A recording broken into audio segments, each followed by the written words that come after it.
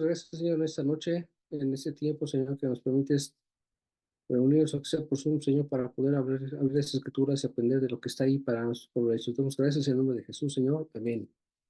Pues es capítulo 1.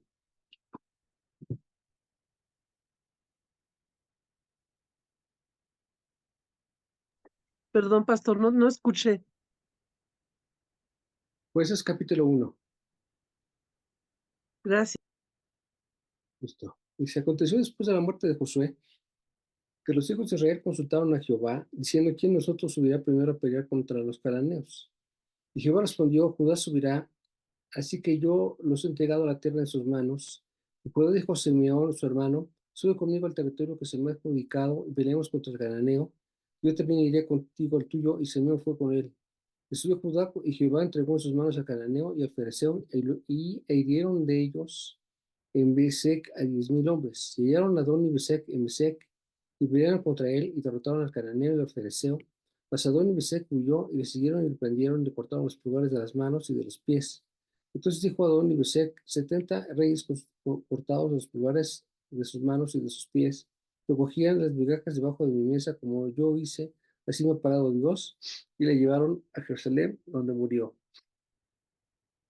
A la muerte del líder de Israel, que era Josué, el pueblo se empezó a perder. Ya Josué, antes de morir, había hecho el reparto de la tierra, había dicho qué era lo que cada uno tenía que poseer, y habían conquistado ya habían conquistado todo Canaán por completo, y ahora era el momento de que cada uno llegara a su territorio y empezara a hacer limpieza. Estos capítulos iniciales de Jueces es una repetición de los últimos capítulos de Jueces, porque ya habían hecho el sorteo de a quién le tocaría las diferentes tierras por familias, pero ellos tenían la obligación de limpiar cada uno su tierra, es decir, no tener ninguna, eh, sacar por completo el cananeo que habitaban ahí. Ya los habían conquistado, los habían expulsado de su territorio, pero todavía quedaban ahí gente. Entonces, después de la muerte de Josué, dice que preguntaron al Señor quién irá primero a pelear para limpiar su territorio, y empieza Judá. Ustedes saben que Judá significa alabanza, ese es el nombre de Judá. Judá significa alabanza. Dice: ¿quién es el que irá primero? Dice: Judá subirá. Es decir, ese es un ejemplo de lo que uno tiene que aprender a hacer cuando tiene que enfrentar algún conflicto, cuando tiene que hacer alguna tarea importante. Aprender a alabar primero a Dios. No prepararse para la guerra, sino prepararse por la alabanza. Tenemos que buscar primero en el territorio, en la parte espiritual, para poder ser bendecido en la parte material. Esto es lo que tenemos que aprender a hacer en todo momento. Y entonces Judá, que fue el que prácticamente fue la familia que encabezó a las otras tribus, es como si hubiera sido el papá de todos los demás, porque fue el que tuvo más arrojo, tomó la dirección espiritual de Israel. Es el que encabeza la batalla y dice: yo voy a ir a pelear, pero me voy a hacer amistad con mi hermano Simeón, para poder unirnos y limpiar nuestro territorio, y después nos vamos a unir con Simeón para limpiar los territorios de él. Esto habla también de la capacidad que tiene para poder aliarse con alguien que lo va a ayudar para hacer un trabajo. Y eso también es bien importante, porque no todo el tiempo se puede hacer las cosas por su cuenta, sino que necesitas ayuda de alguien para hacer el trabajo. Entonces, dice que subieron pues y se empezaron a limpiar el territorio de Canaán, y hallaron a Adón y Besec y pelearon contra él y derrotaron al cananeo y al fereceo. Mas Adón y Besec huyó, y le siguieron y le prendieron y le cortaron los pulgares de las manos y de los pies. Este hombre, Adoni Besek, tenía una estrategia de pelea que era como si fuese un fantasma, como si fuera un relámpago, porque atacaban en un momento y en un momento desaparecía. Eso es lo que ellos hacían, y hacía muy difícil poderlos conquistar porque eran así. Tenían una especie de guerrilla que atacaban, pero al mismo tiempo que atacaban desaparecían. y entonces no sabes contra quién estabas peleando porque ya estaban y luego ya no estaban, y aparecían en donde no te esperabas, pero finalmente ellos lograron detener o vencerlos, y después de que lo detuvieron, dice aquí, 70 reyes cortados los pulgares de sus manos y de sus pies, recogieron migajas debajo de mi mesa. Es decir, que él había hecho cosas incorrectas contra otros reyes, y lo que le pasó es que le cortaron las manos, los pulgares de las manos y de los pies. Sin esto, pues la persona pierde el equilibrio. Si te faltan los pulgares de los pies, la gente pierde el equilibrio. Y si no tiene pulgares en la mano, tampoco puede empuñar un arma o tirar una flecha. Entonces, estaban incapacitados para trabajar y para defenderse. Y esto era con la intención de que la persona estuviera viva, pero finalmente siendo oprimida por lo que había hecho, pues como un castigo. Y dice que entonces él reconoce que le había pasado esto porque él le había hecho así. Y vemos que esta persona reconoce que lo que le pasó fue motivo de lo que él hizo, pero en algún momento aparece algo que se llama arrepentimiento. O sea, este hombre reconoce que lo que le pasa es porque se lo merecía, pero no hay una actitud de arrepentimiento en ningún momento. Y eso también es algo que nos tiene que enseñar un poco, que la vida cristiana tiene que estar repleta de una actitud constante de arrepentimiento en las cosas que uno hace. En la época de los judíos, en la época antigua, cuando conquistaban a una tribu, les cortaban esto, los dedos de las manos y de los pies, porque aparte era un símbolo de como ponerles el cuello, la bota o el zapato en el cuello, un símbolo de haberlos conquistado, que los dejaba completamente incapacitados, sino para poder solamente recibir el alimento y en una condición totalmente, pues, triste, hasta que finalmente, pues, él se murió por esta situación en la que estaba, pero era un castigo que se les había mostrado. Eh, Vamos al capítulo 2 porque aquí es donde quisiera arrancar un poquito igual de Josué. Dice 2:1, dice, y el ángel de Jehová subió a Gilgal de Boquín y dijo, yo saqué de Egipto y los introduje en la tierra de la cual había jurado vuestros padres, diciendo, no validaré jamás mi pacto con vosotros, por tanto vosotros no hagáis pacto con los moradores de esa tierra, pues altares habéis de derribar, vosotros no habéis retenido mi voz, porque habéis hecho esto, por tanto yo también digo, no los echaré delante de vosotros, sino que serán azote para vuestros costados, que sus dioses os serán tropezadero. Con el ángel de Jehová habló estas palabras a todos los hijos de Israel, el pueblo alzó su voz y lloró, y llamaron el nombre de aquel lugar Boquim, que significa los que lloran, y ofrecieron allí sacrificios a Jehová. Este, ¿qué es lo que aparece aquí en este capítulo de Jueces?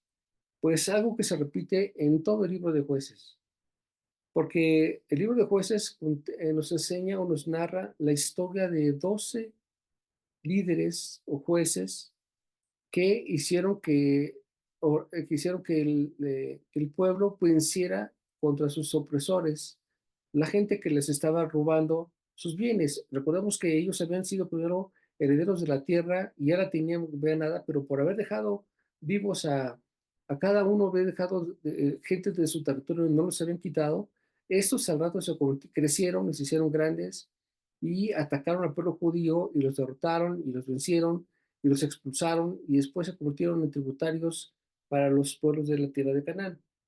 Entonces, Dios, en su misericordia, levantó 12 jueces en sus diferentes épocas, esto habla de un periodo de 300 años, para poder liberar al pueblo judío de sus opresores. Lo que a mí me llama la atención de estos jueces es que se abocaron todos ellos a la conquista o reconquista de la tierra perdida, pero ninguno de los jueces los regresó al terreno espiritual. O sea, se abocaron tanto en hacer cómo vencer a los filisteos, a los cananeos, a la gente que los rodeaba para recuperar su territorio, pero no buscaban a Dios o no buscaron a Dios. Sí, Dios les dio la victoria, sí recuperaron un terreno, pero a la muerte de su líder, nuevamente volvieron otra vez a pecar porque no han sido instruidos en el terreno espiritual. Entonces, y además menciona también algo en el capítulo 1, esto no se los leí porque lo brinqué, pero dice que los hijos de los judíos no temían a Jehová, porque ni siquiera lo conocían.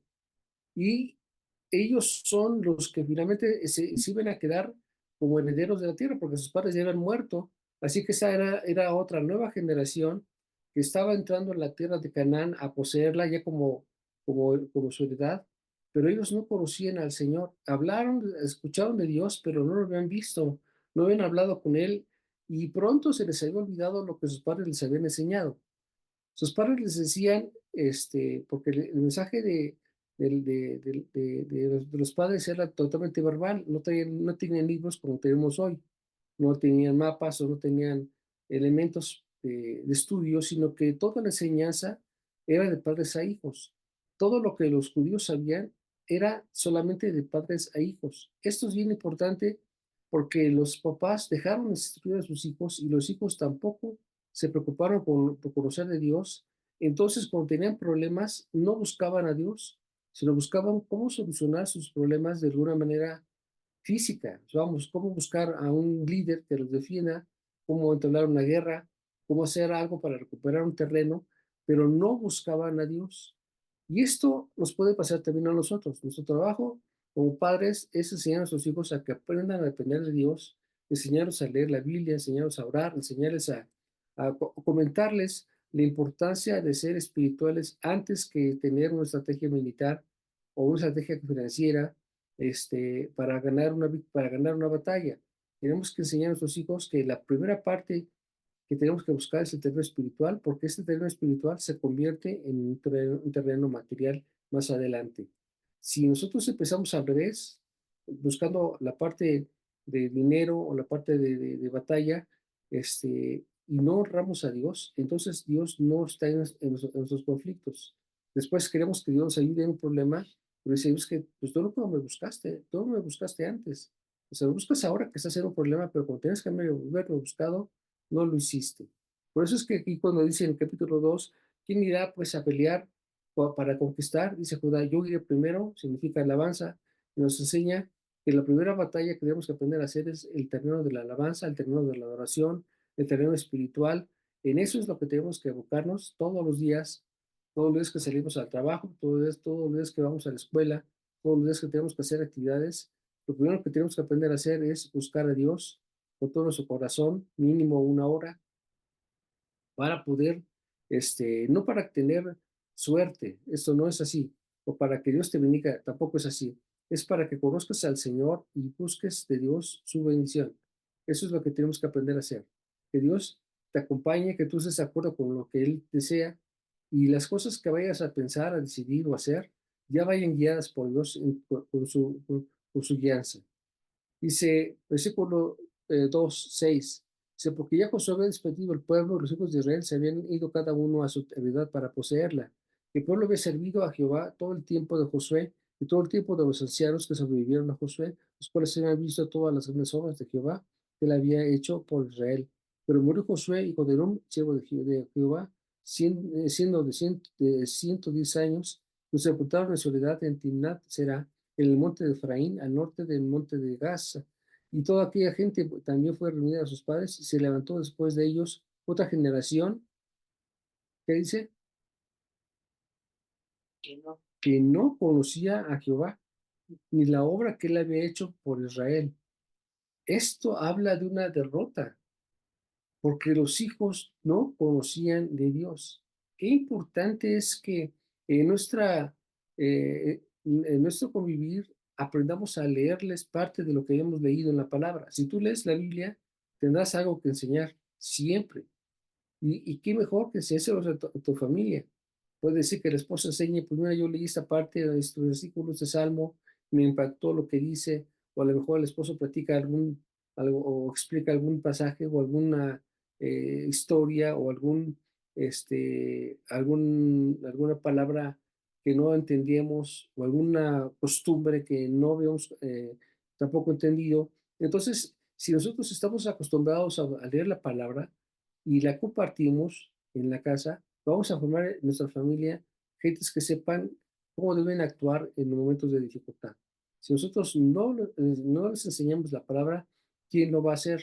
La Biblia por sí sola no hace el milagro, tienes que hacerlo, tiene que estar los padres, los maestros enseñándole, y la mejor forma es que lo practiques en la casa en todo momento. Cuando estamos juntos, no se trata de sermonearlos, no se trata de estarlos regañando, sino simplemente practicar. Pues leí esta parte, me impactó mucho, eso que ocurrió así, se me hizo muy bonito, esto estuvo muy bien, pero eso también estuvo muy mal.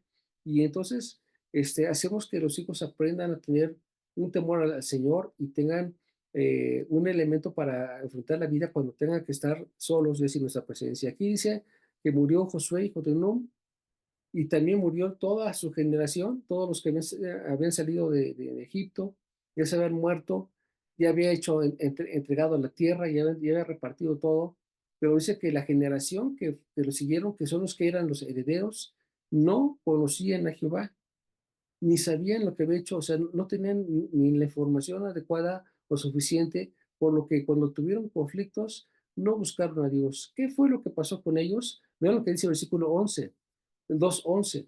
Después los hijos de Israel hicieron lo malo ante los ojos de Jehová y sirvieron a los Baales y dejaron a Jehová, el Dios de los padres, que los había sacado de la tierra de Egipto, y se fueron tras otros dioses, los dioses de los pueblos que estaban a sus alrededores, a los cuales adoraron y provocaron a ira a Jehová. Dejaron a Jehová y adoraron a Baal y a Astarot. Hasta aquí tantito, nada más. Los principales dioses de Canaán eran Baal y Astarot. Baal tiene muchos nombres, pero ese es el más común de ellos, de Baal, y estaba representado por un toro.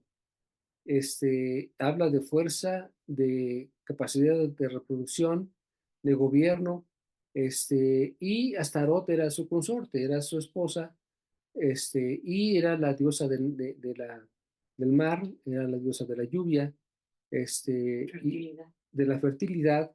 Entonces, en la suma de esos dos, pues tenían repleto el calendario de muchas deidades. Así como si ustedes se fijan en nuestro calendario, que hoy es día de San Martín, mañana es el día de San Tomás, y luego es el día de San Juan o quien me digan. Si se juegan en el calendario que teníamos, está todo repleto de dioses o de santos, este, en los 365 días del año. Así estaban en la tierra de Canaán. Tenían tanta cantidad de dioses, con diferentes nombres, pero que todos llegaban al punto importante, el punto popular, que era Baal y Astarot, con diferentes formas, con diferentes figuras, y para el pueblo judío que o que se supone que alababan a Jehová, o en teoría eran judíos y por eso es que alababan a Jehová, el tener otro Dios más era, o si no me sirve este, me sirve el otro. Si Dios no me sirve, Jehová no me sirve, pues entonces me va a servir o me va a ayudar Baal o Astarot, con sus diferentes nombres.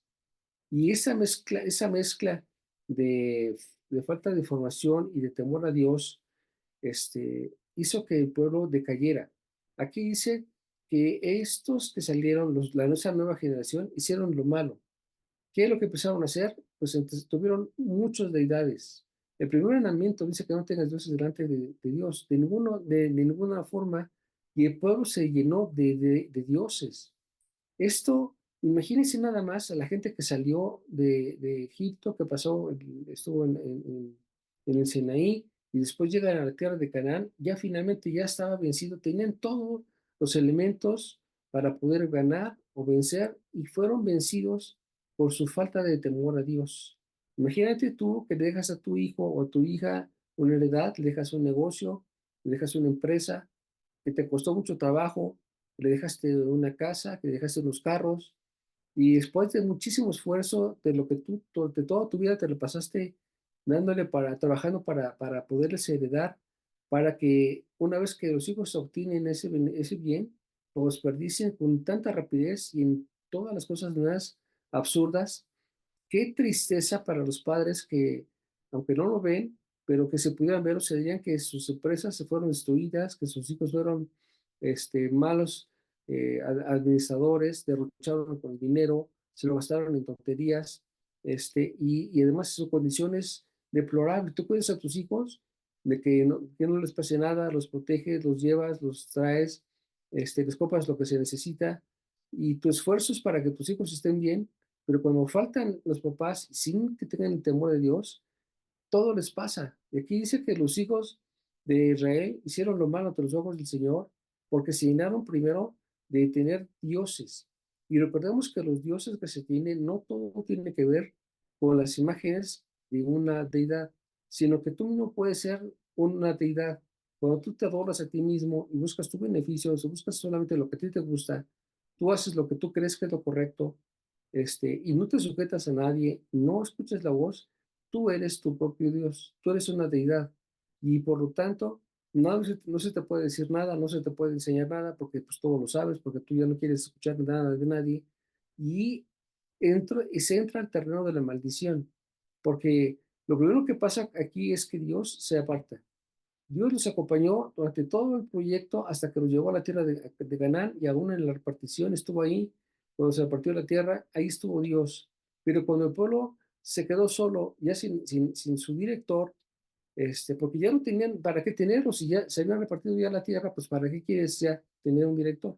Bueno, ya no buscó Josué una persona que lo sucediera, no buscó a alguien que se encargara de hacer su trabajo, porque su trabajo era conquistar la tierra de Canaán y repartir la tierra. Hasta allí esa era su función.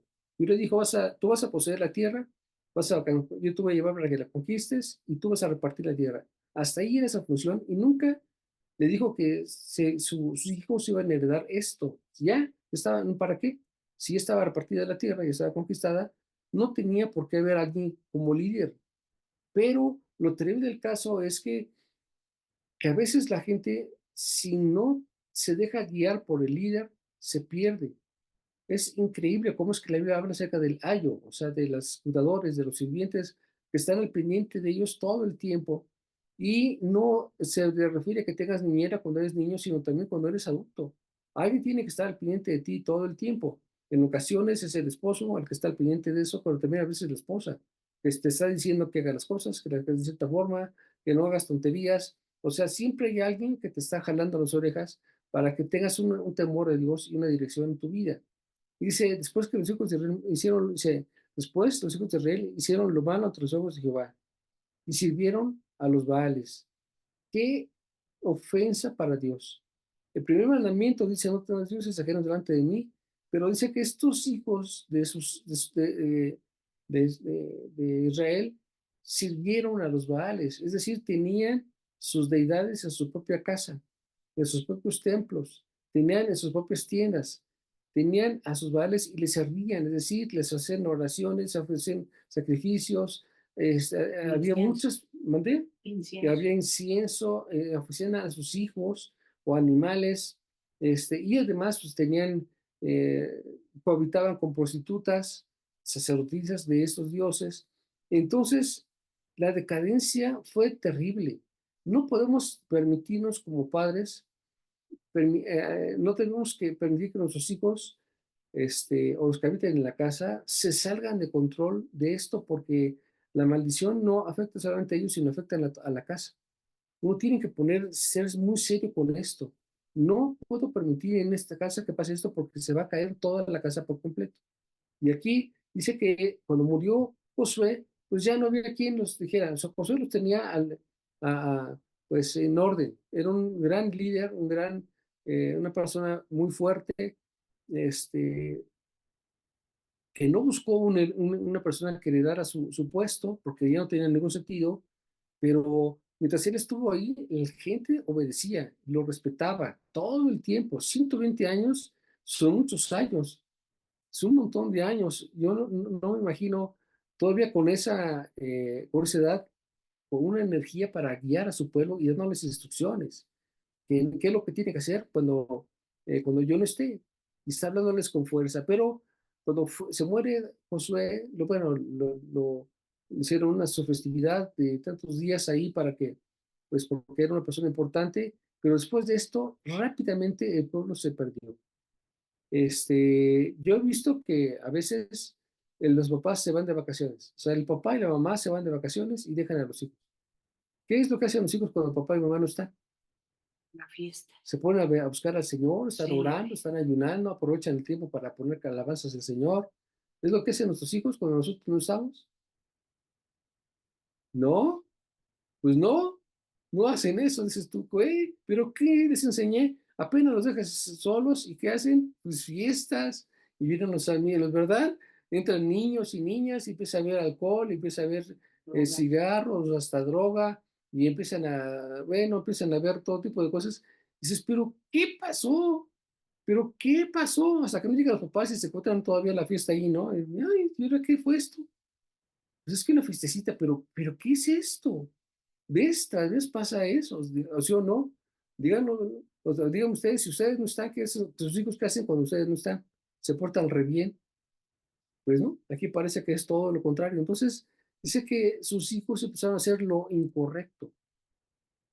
Lo grave de cosas que a veces las cosas que la gente hace, pues puede ser que tengan remedio o un castigo pequeño, pero hay cosas en las que ya no tienen remedio y ya el castigo es eterno. Ya no se puede echar uno para atrás.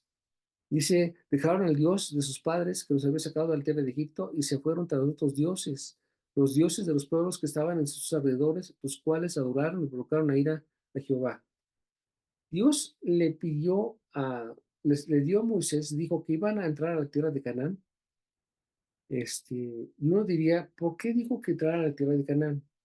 Sí, era una tierra muy especial. Y dijo que había que sacarlos a todos ellos y matarlos a todos ellos. ¿Por qué Dios ordenó esto? ¿Por qué los despojó de la gente que vive ahí, de su territorio?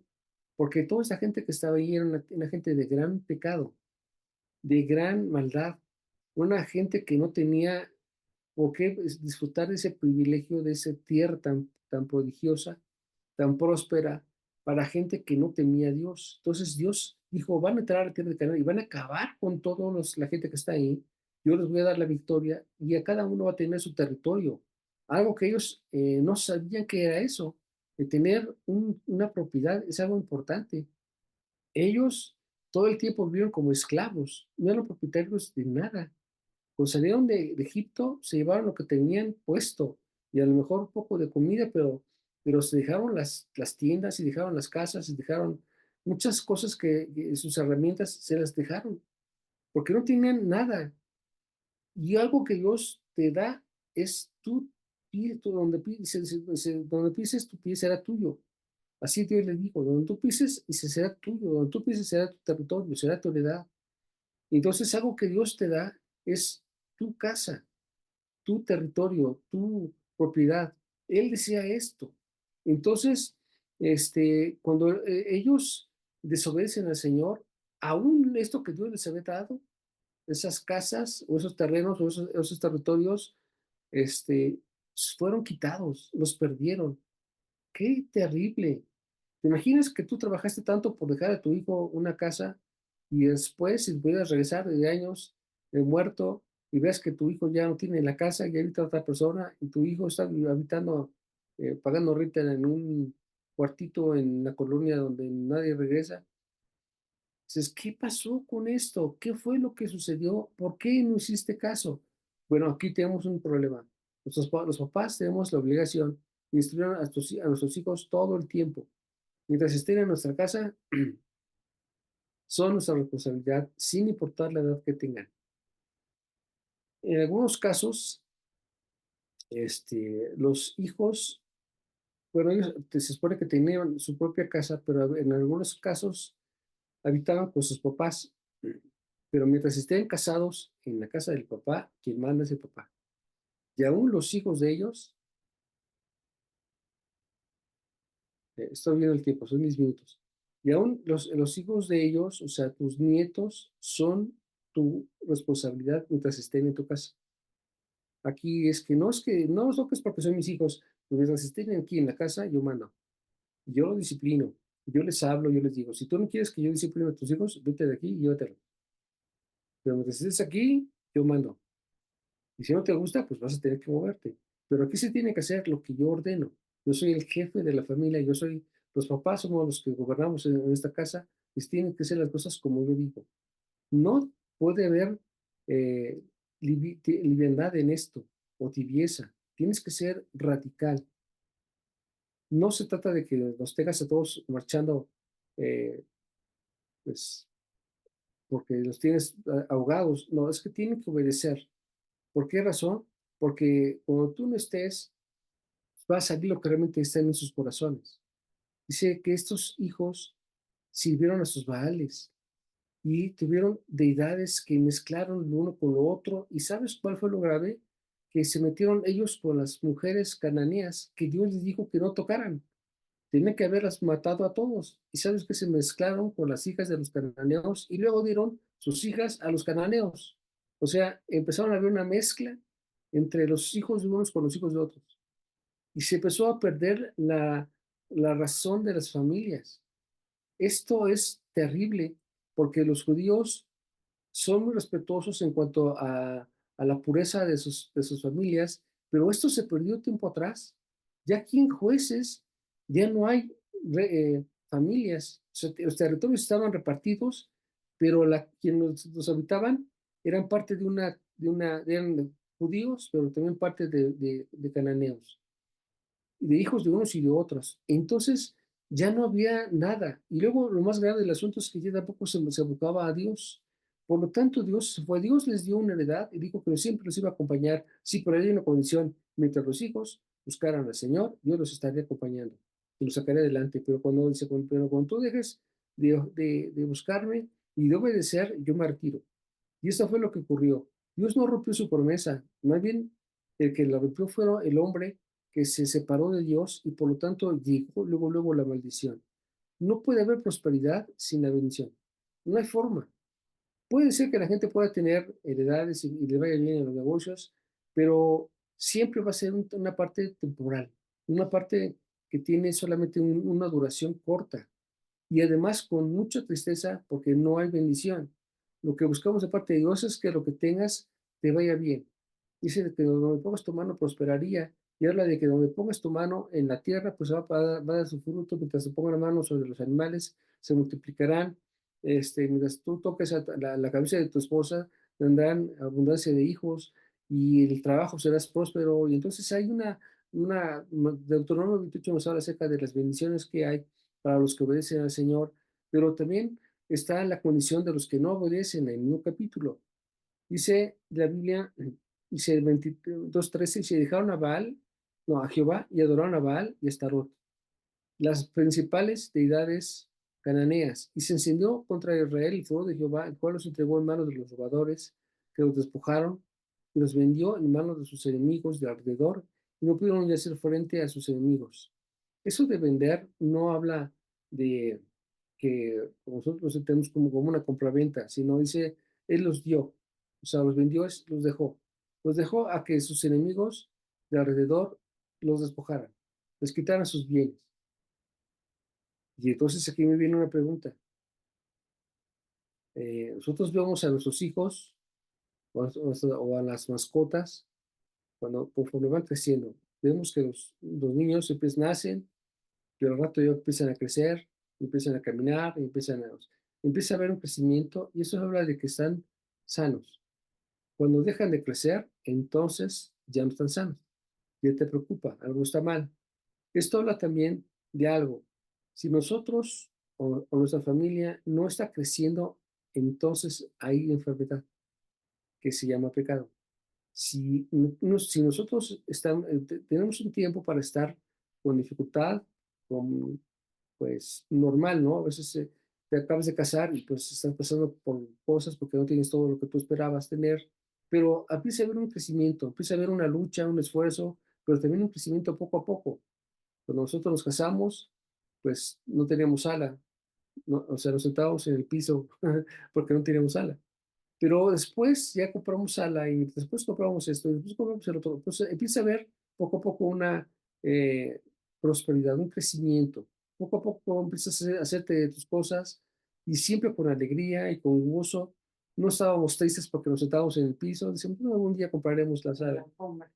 Nos sentamos en la alfombra, sí, nos sentamos en la alfombra y decimos, ay, mira, no tenemos todavía, pero no importa, ya verás, y hacemos planes.